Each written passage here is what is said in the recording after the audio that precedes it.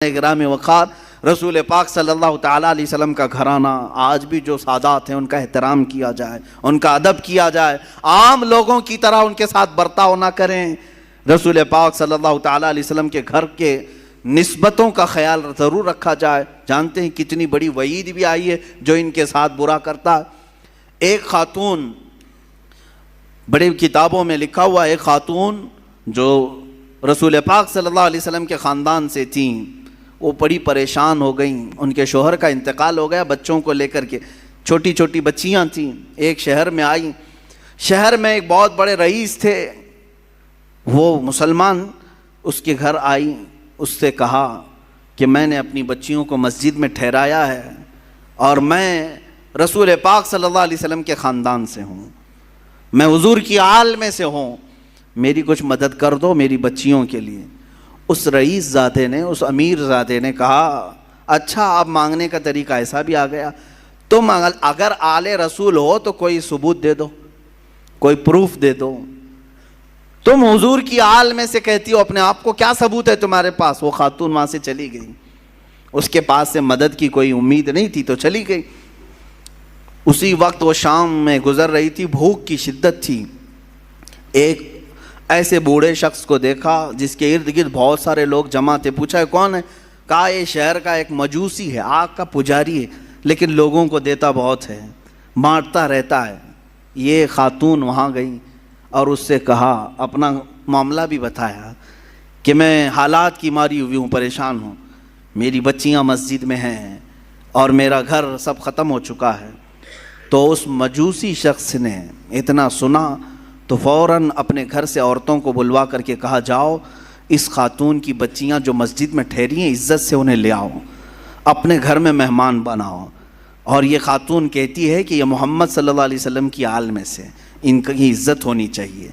وہ تھا مسلمان نہیں تھا، عزت کیا، گھر میں ٹھہرایا اور خاتون کو اپنے گھر مہمان بنایا، ان کی خاطر تواضع کی۔ اب سنیں، رات ہو گئی، رات کے وقت یہ جو رئیس زادہ تھا، امیر زادہ تھا جو مسلمان تھا، اس نے خواب میں دیکھا قیامت کا منظر قائم ہے، حساب کتاب ہو رہا ہے، اور اسی وقت رسول پاک صلی اللہ علیہ وسلم تشریف لایا ہے۔ تو یہ رئیس زادہ فوراً حضور کی بارگاہ میں حاضر ہوا کہ آقا میری شفاعت فرمائیں۔ حضور پاک صلی اللہ علیہ وسلم نے فرمایا کیوں شفاعت کی جائے؟ کہا کہ آقا میں آپ کا امتی ہوں، آپ کا چاہنے والا ہوں۔ میرے آقا نے فرمایا کیا ثبوت ہے تمہارے پاس؟ میرے امتی ہونے کا کیا ثبوت ہے تمہارے پاس؟ وہاں کیا پیش کرتا؟ پروف پوچھنے والے، دلیلیں پوچھنے والے۔ حضور پاک صلی اللہ تعالیٰ علیہ وسلم نے جب یہ ارشاد فرمایا تو وہ لاجواب ہوا اور رونے لگا کہ آقا مجھ سے آپ اعراض نہ فرمائیں، مجھ سے آپ ناراض نہ ہوں۔ میرے آقا صلی اللہ علیہ وسلم نے فرمایا آج میری ایک شہزادی تیرے گھر آئی تھی، تو نے اس سے اس کے نسب کا ثبوت پوچھا تھا، اس کی مدد نہیں کیا تھا۔ اتنا حضور پاک صلی اللہ علیہ وسلم جلال میں بیان کر رہے تھے کہ اس کی آنکھ کھل گئی، دھاڑے مار کر کے رونے لگا۔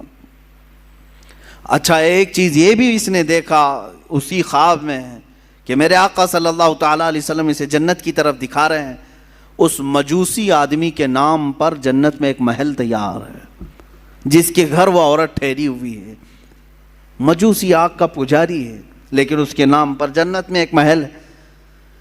تو یہ بیدار ہوا، بہت پریشان ہوا، اپنے مصاحبین کو بلایا، اپنے چاہنے والوں کو، اور کہا کہ یہ خاتون آئی تھی فلاں فلاں، کہاں ٹھہری ہے؟ کیا یہ مجوسی اپنے گھر لے گیا ہے؟ سبوں نے تحقیق کی تو پتہ چلا ہاں اس مجوسی کے گھر ٹھہری۔ یہ دوڑا ہوا وہاں پہنچا، گیا اور اس مجوسی سے کہا کل رات جو خاتون تمہارے گھر آئی ہے برائے مہربانی اسے ہمارے گھر بھیج دو، وہ ہمارے مذہب سے ہے، ہمارے دین سے ہے، ہم اسے مہمان بنائیں گے۔ اس مجوسی نے کہا ایسا نہیں ہو سکتا۔ اس رئیس زادے نے کہا 1000 درہم میں تجھے تحفے میں دیتا ہوں، قبول کر لے۔ اس مجوسی نے کہا اس کا 10 گنا بھی دو تو میں اس مہمان کو تمہارے حوالے نہیں کروں گا۔ اس مجوسی نے اتنا اصرار کیا تو یہ پوچھنے لگا آخر اس عورت میں کیا ہے؟ کہا جو تو خواب دیکھ کر آیا ہے وہ سچ خواب دیکھ کے آیا ہے۔ کل جب وہ خاتون ہمارے گھر آئی، ہم رات کے وقت سوئے تھے، خواب میں رسول پاک صلی اللہ علیہ وسلم تشریف لائے، مجھے اور میرے پورے گھر والوں کو میرے آقا نے خود کلمہ پڑھایا۔ ہم اب مجوسی نہیں ہیں، ہم اہل ایمان میں سے ہیں۔ رسول پاک صلی اللہ علیہ وسلم نے ان کی آل میں سے ان کی ایک شہزادی کی عزت پر اتنا بڑا انعام دیا کہ ہمیں دائرہ ایمان میں لایا، اور پھر میرے آقا نے اشارہ کر کے بتایا کہ اے فلاں، کل تو اٹھے گا تو جنت میں مولا تیرے لیے فلاں محل تیار رکھے گا۔ میرے آقا کی یہ بشارت میں نے سنی، اور تجھے پھٹکارتے ہوئے بھی میں نے خواب میں سنا، تو نے جو دیکھا وہ سچ دیکھا ہے۔ عزیزان گرامی وقار، وہ روتے گڑ گڑاتے واپس چلا آیا۔ زندگی کی کوئی اگر کمائی تھی تو اس نے سوچا کہ سب لگا کر کے حاصل کر لوں، مگر اہل بیت کا احترام نہ کرنے کی وجہ سے ساری اس کی کمائی، ساری عبادتیں ایک طرف رہ گئی، اور آگ کا پجاری بازی لے گیا صرف اہل بیت کی عزت اور احترام کرنے کی وجہ سے۔ آج میں اس واقعے سے اتنا ضرور عرض کروں گا کہ اہل بیت میں سے جو کوئی بھی ہوں، وہ اگر خستہ حال نظر آتے ہیں، اگر پٹے پرانے کپڑوں میں ہیں، وہ حالات اور گردش حالات کے پیش نظر ان کی کمائی اور ان کے فلاں چیزوں پر اگر کوئی اثر پڑ بھی گیا ہو، تو میرے عزیزو ہرگز یہ مت سمجھنا کہ یہ بکھرے ہوئے لوگ ہیں، ٹوٹے ہوئے لوگ ہیں، نہیں، بلکہ رسول اللہ سے اگر ان کا رشتہ ہے تو وہ ہمارے سروں کے تاج ہیں۔ وہ چاہے جس کونے میں بیٹھے ہوں، یہ ضروری نہیں کہ سید ہو تو بہت اعلیٰ قسم کے محل میں رہتا ہو، بہت اعلیٰ قسم کے لباس پہنتا ہو، بہت اعلیٰ قسم کی گاڑیوں میں چلتا ہو، ضروری نہیں۔ کبھی سید زیادہ غریب بھی ہو سکتا ہے، وہ فقر و فاقہ کو پسند کرنے والا سید زیادہ بھی ہو سکتا ہے۔ لہٰذا اس بات کا ہمیشہ خیال رکھا جائے کہ سید زادوں کا احترام ملحوظ نظر رہے، ورنہ ہمارا یہ کمایا ہوا عبادتوں کا خزانہ بھی ضائع ہو سکتا ہے۔ اب آئیں، یہ تو بعد میں آنے والے اہل بیت کے احترام اور عزت کی باتیں ہیں، ان کے متعلق یہ واقعات ہیں، لیکن خود رسول پاک کے جو شہزادے ہیں، میرے آقا صلی اللہ علیہ وسلم نے جن کی پرورش خود کی ہے، جن کے بوسے خود میرے آقا نے لیے، وہ حسن مجتبیٰ اور حسین اعظم رضی اللہ تعالیٰ عنہما، ان کی کتنی عزت اور ان کا کتنا احترام ہونا چاہیے۔ میرے آقا صلی اللہ علیہ وسلم دونوں شہزادوں کو کندھوں پر سوار کر کے مدینے لے جایا کرتے تھے۔ اکثر باہر جاتے تو دونوں شہزادے کندھوں پر سوار ہوتے۔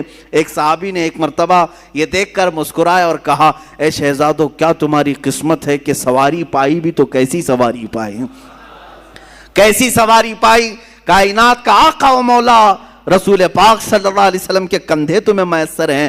اتنی تعریف پر میرے آقا صلی اللہ علیہ وسلم یوں نہیں فرماتے کہ تم صحیح کہہ رہے ہو، بلکہ میرے آقا یوں فرماتے، یہ کیوں نہیں کہتے کہ سوار بھی کتنے اچھے ہیں، سواری کی تم نے تعریف کی تو سوار کی بھی تعریف کرو کہ وہ بھی جنتی جوانوں کے سردار ہیں۔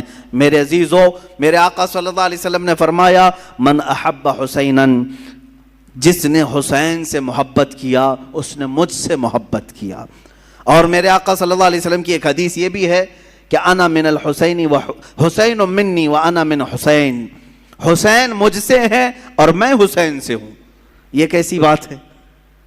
حسین مجھ سے ہیں اور میں حسین سے ہوں۔ ایک جملہ تو اس میں سمجھ میں آتا ہے، حسین مجھ سے ہیں۔ حضور نے فرمایا یقیناً اولاد باپ سے ہی ہوتی ہے، اولاد اس کے دادا نانا سے ہی ہوتی ہے۔ میرے آقا صلی اللہ علیہ وسلم کا یہ فرمان سب کو معلوم ہوگا۔